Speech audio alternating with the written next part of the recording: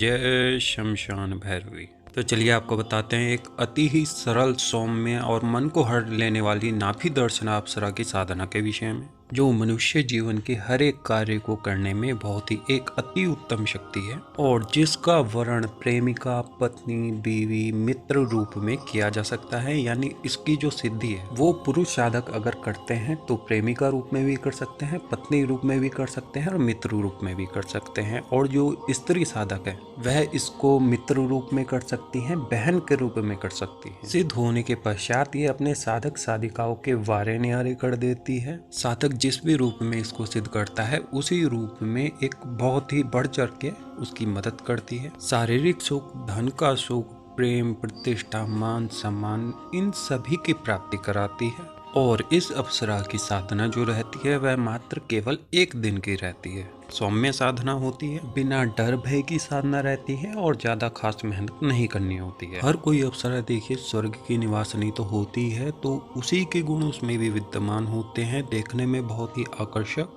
मनमोहनी, कामनी स्वरूपा होती है। रूप रंग मोहन, इतना मतलब आकर्षण इनमें होता है कि किसी का भी यह मन मोह सकती है। अपने यही गुण यह अपने साधक या साधिका में विद्यमान कर देती हैं कि वह सभी को मोह लेता है। आर्थिक संपन्नता के साथ उसको निरोगी काया भी प्रदान करती हैं और हर एक दुख सुख में उसकी संपूर्ण मदद करती है। जो भी पुरुष साधक जन इनको प्रेमिका या पत्नी रूप में करते हैं वो इस अप्सरा के द्वारा अपनी काम इच्छा की पूर्ति भी कर सकते हैं। क्योंकि देखिए एक सत्य यह भी है कि अप्सरा की जो साधना होती है वह एक उच्च कोटि का भोग पाने के लिए भी की जाती है। एक पत्नी की भांति ही यह अपने साधक का हर एक कार्य में सहयोग करती है। साधक देखिए अगर एक अच्छी कोटि का है तो वह इसके द्वारा परिलोक का या और भी लोग होते हैं अप्सरा लोक का, उनका भ्रमण कर सकता है।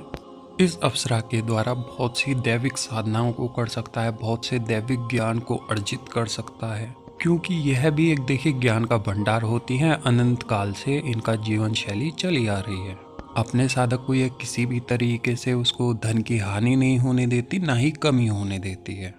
अगर इसका साधक व्यापारी है तो उसका व्यापार कई गुना बढ़ा देती है, नौकरी वाला है तो उसके पद उन्नति करवाती है। साधक के जो भी शत्रु होते हैं, जो भी उस पर क्रियाकलाप कर रहे होते हैं, उनके क्रियाकलापों को यानी तंत्रों को भी काट करके उनके शत्रु का भी दमन करती है। भूत भविष्य वर्तमान की जानकारी के साथ साथ इसके द्वारा लॉटरी, दड़े सट्टे के नंबर भी प्राप्त किए जा सकते हैं और गड़े धन की जानकारी भी इसके द्वारा प्राप्त की जा सकती है।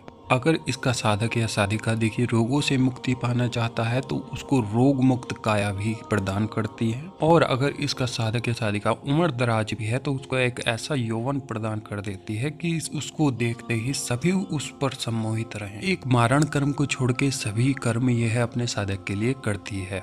एक तरीके से कहना चाहें तो यह एक संपूर्ण शक्ति है जो अपने साधक को काम सुख, स्त्री सुख, धन सुख, व्यापार, रोजगार, पद, प्रतिष्ठा, निरोगी काया, हर एक सुख को प्रदान करती है। तो चलिए देर न करते हुए आपको इसकी साधना के विषय में बता देते हैं कि किस तरीके से करनी है। यह साधना किसी भी शुक्रवार को की जा सकती है, कभी भी नवरात्रि में शुक्रवार को की जा सकती है, किसी भी ग्रहण पर की जा सकती है, होली दिवाली को की जा सकती है। और जैसा कि 7 तारीख को ग्रहण पड़ने वाला है तो उस रात्रि को भी यह साधना की जा सकती है। साधना किसी भी एकांत खंडर, कमरे, वीराने कहीं पर भी की जा सकती है, पर एकांत का माहौल हो। जब भी आपके दिन का चुनाव हो जावे तो 1-2 दिन पहले से ब्रह्मचर्य का पालन करें। जहाँ पर भी साधना करने वाले हैं उस साधना स्थल को साफ स्वच्छ रखें पहले से ही। और जब भी आप साधना करें तो रात्रि के समय 10 बजे के बाद इसको साधना को शुरू कर सकते हैं। साधना के एक दिन पहले अपने इष्ट पितृ कुल देवता इनका सभी का पूजन कर ले में, उनसे आज्ञा अनुमति ले ले में। साधना के रात्रि में आपको इस अप्सरा का 16 उपचार पूजन करना है। साधना की सामग्री के बारे में अवगत करा देते हैं। देखिए इसमें 2 माला आपको गुलाब की लेकर के बैठना ही है। साधक के जो वस्त्र रहेंगे वे लाल रहेंगे। दिया इसमें घी का होगा, धूप इसमें गुलाब की होगी, इत्र भी इसमें गुलाब का ही रहेगा। भोग सफेद मिठाई का रखना है और साथ में खीर भी रखनी है।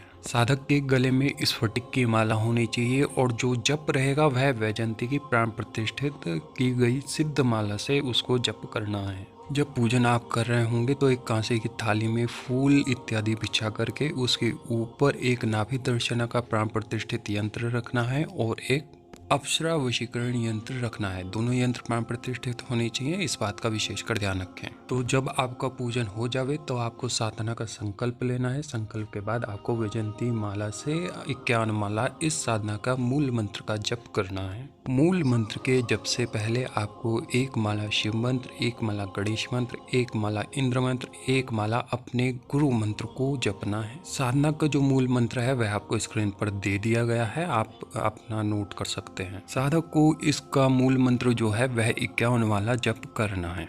अगर साधक अच्छे से जप कर रहा है, अच्छे से मन से ध्यान लगा करके जप करता है, तो उसको 30 माले के बाद से ही किसी के होने का आभास होना शुरू हो जाता है। 51 माला जप होते होते यह आपके ज़्यादा ही सम्मुख आने लगती है और आपको दिखने भी थोड़ा लगती है अगर अच्छे से ध्यान करा गया है। साधक अपनी 51 माला के बाद इससे अपने वचन कर लेवे और साधक अपने वचन कर लेने के पश्चात उसके द्वारा दिए गए वचनों को बहुत अच्छे तरीके से समझ करके उसके वचन को हाँ करे। तो इस तरीके से आपकी ये साधना पूर्ण हो जाती है। हमने स्पष्ट तरीके से इसमें संपूर्ण विधि बता दी है। इस साधना के जो हमने यंत्र हैं, अप्सरा यंत्र है और इसके नाभि दर्शन का है, वह हमने गुप्त रखे हैं। जिन भी साधक या साधिकाओं को यह साधना करनी हो और उन्हें यंत्र प्राण प्रतिष्ठित करना आता है, वह हमसे इसकी संपूर्ण विधि प्राप्त कर सकता है और इस आने वाले ग्रहण पर 7 तारीख को इस साधना को कर सकता है। जिन लोगों को यंत्र प्राण प्रतिष्ठित करने नहीं आते, वह हमारे द्वारा प्राण प्रतिष्ठित यंत्र को मंगवा भी सकते हैं।